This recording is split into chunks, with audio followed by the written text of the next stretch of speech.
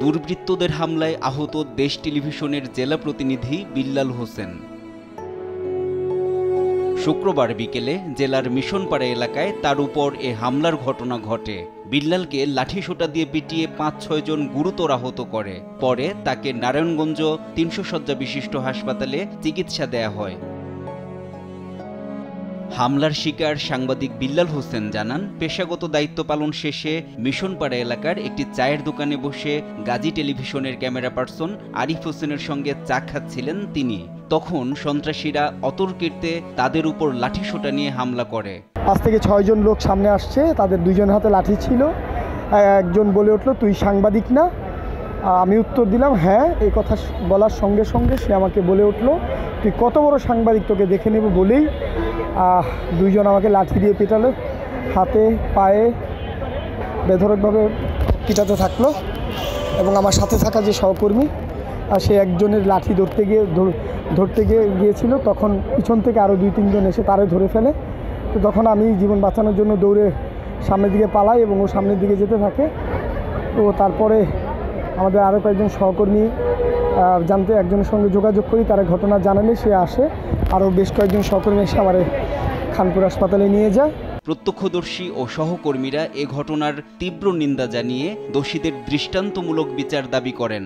নিউজের কারণে হয়তো বা কেউ ব্যক্তি কোনো শত্রুতা কারণেই ওর সাথে, তো আমরা চাই যারা এই ঘটনার সাথে জড়িত তাদেরকে দ্রুত গ্রেপ্তার করে দৃষ্টান্তমূলক শাস্তির দাবি করছি। আমাদের সহকর্মীর উপর হামলার অবশ্যই যেন একটা দৃষ্টান্তমূলক বিচার হয়, যে মামলায় যাদের নাম রয়েছে কিংবা অজ্ঞাতনামা যারা আছে তাদের যেন খুঁজে বের করা হয়। কোনোভাবে যেন আরেকটা বিচারহীনতার সংস্কৃতি না তৈরি হয় ঘটনার পর। এই সমস্ত দুষ্কৃতিকারীদের দমন করা না গেলে রাষ্ট্রের জন্য এটা আগামী দিনে একটা অশনি সংকেত। তাই হামলার তীব্র নিন্দা ও প্রতিবাদ জানাই, আসামিদের গ্রেপ্তার করব, শাস্তির আওতায় আনা হোক, এটাই আমি চাচ্ছি। আমরা প্রথমে মিশনপাড়া এলাকায় একটি চার দোকানে চা খেতে আসি। মুহূর্তের মধ্যে ৫ থেকে ৪-৫ জন আসে, হাতে লাঠিসোঁটা নিয়ে আসে। তখন দেশ টিভির যে ভাইটা ছিল ওনাকে জিজ্ঞেস করে, তুই কি সাংবাদিক? তুই নাকি সাংবাদিক, কত বড় সাংবাদিক হয়ে গেছিস? এটা বলার পর তারা তাকে বেধড়ক মারধর শুরু করে। এ ঘটনায় নারায়ণগঞ্জ সদর থানায় মামলা হয়েছে। পুলিশ এরই মধ্যে একজনকে গ্রেফতার করেছে বলে জানান এ কর্মকর্তা।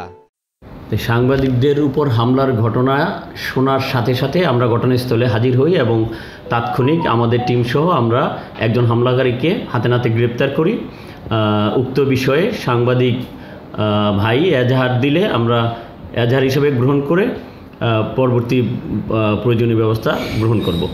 সাংবাদিকদের উপর হামলার ঘটনায় তীব্র নিন্দা জানিয়েছে নারায়ণগঞ্জ জেলা সাংবাদিক ইউনিয়ন। NI নাহিদ, দেশ টিভি, ঢাকা।